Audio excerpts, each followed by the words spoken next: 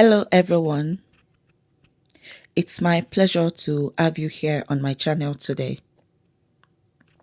Today I am sharing how I make rich, creamy party style egusi soup that is soft, perfect for your swallow and stays that way even after freezing for weeks.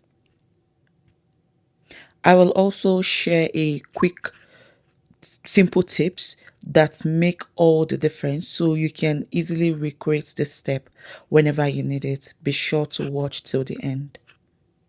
Let's get started.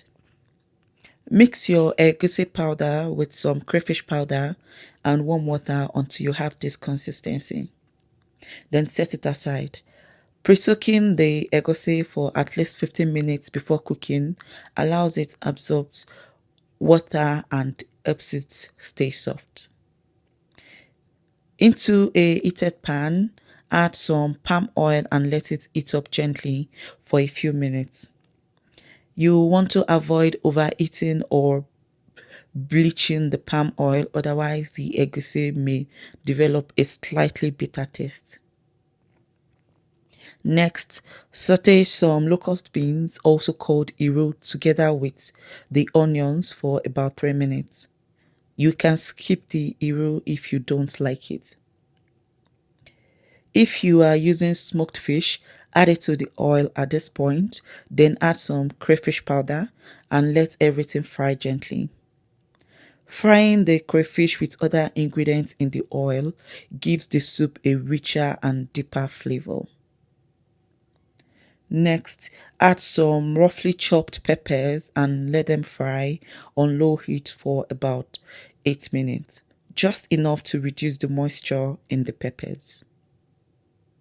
You don't want the pepper base to dry out before adding the egusi mixture we prepared earlier.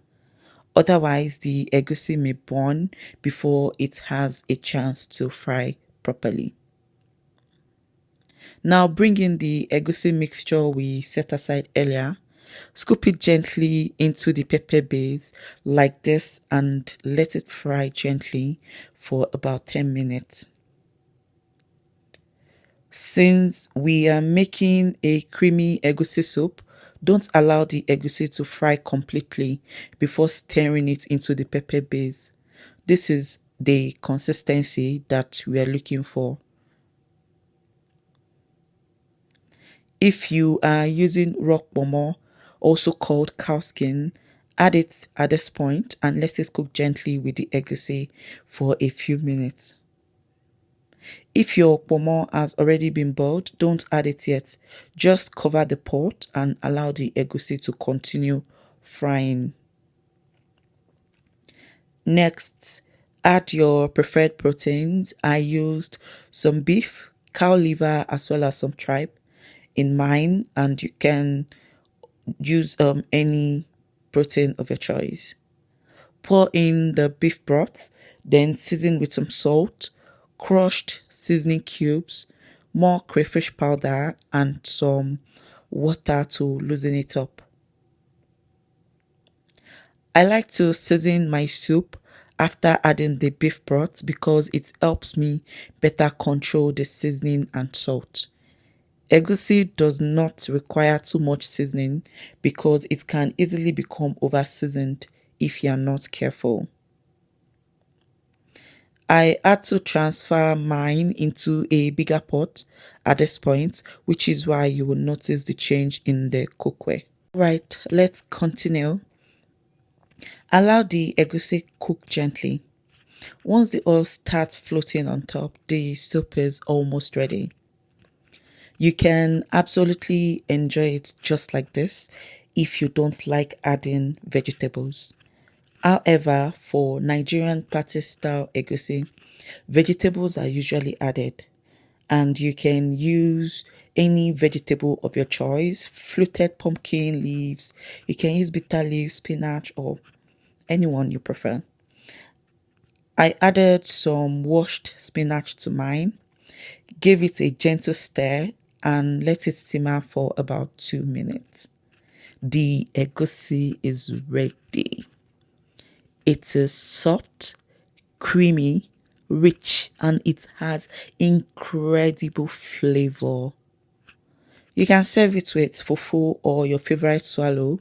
Before we wrap up, here is a quick recap of the three things that make the egusi stay soft and creamy every time, and also how you can preserve it for weeks.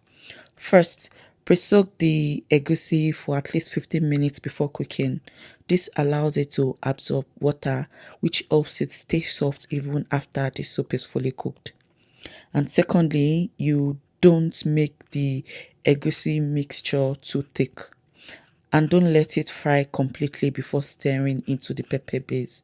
That's what gives the soup its rich and creamy texture. Finally, let the soup cool completely before storing it in an airtight container and keep it in the freezer.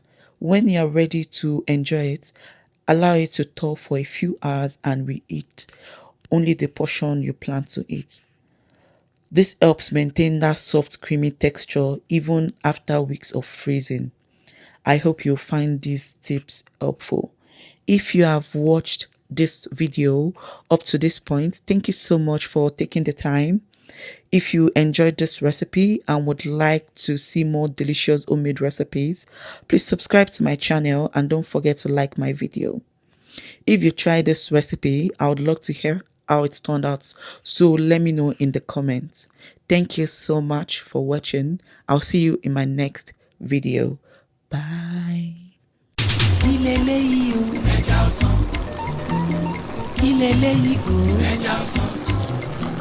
Ẹja tútù.